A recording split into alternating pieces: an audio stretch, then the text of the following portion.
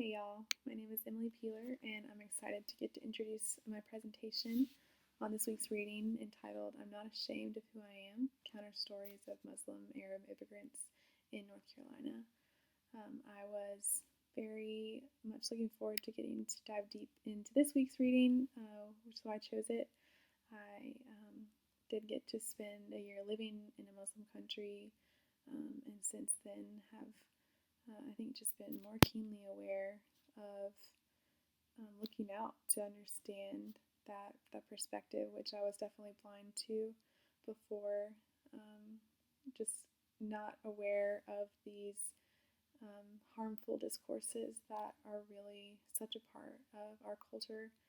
and can lead to just fear and hate,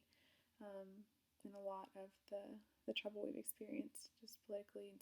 socially and culturally. And it was, like I said, very interesting but very hard to read, especially from this perspective that the author really looks at as middle schoolers are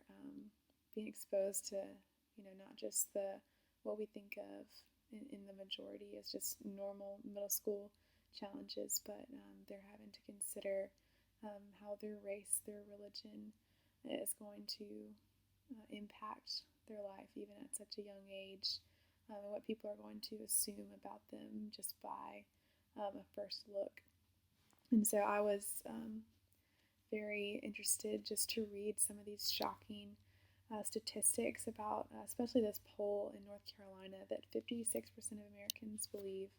that the values of Islam are at odds with American values in the way of life. 72% of those polled said they believed a Muslim should not be allowed to be president of the United States, and 42% polled said they thought Islam should be illegal in the U.S. And so it's just amazing the lack of knowledge, of understanding, of education that can lead to such dangerous assumptions. And I was also surprised just to hear about the history of immigration of Arab immigrants to the U.S., how the two waves were just so completely different, definitely completely new to me. But I think what was just most impactful for me as I'm considering a job in education in, possibly in Wake County, where there has been such a surge of Arab immigrants coming to North Carolina. The implications really that the author kind of wrapped up in challenging these three main discourses of viewing Muslims as terrorists, viewing Arabs as uncivilized, and assuming that Muslim women are oppressed. The biggest takeaway I got is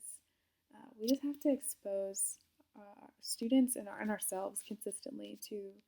the diverse perspectives that are out there. I think the most dangerous thing is that we would assume what the media portrays, or even just one encounter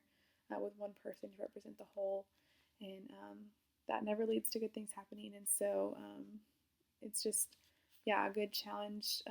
perspective to keep in mind, of just consistently being connected to the community, people from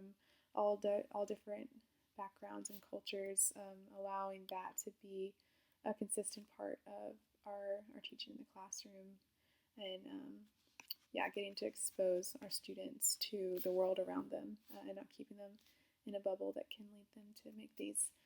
dangerous assumptions and harmful narratives that we see taking place in this community.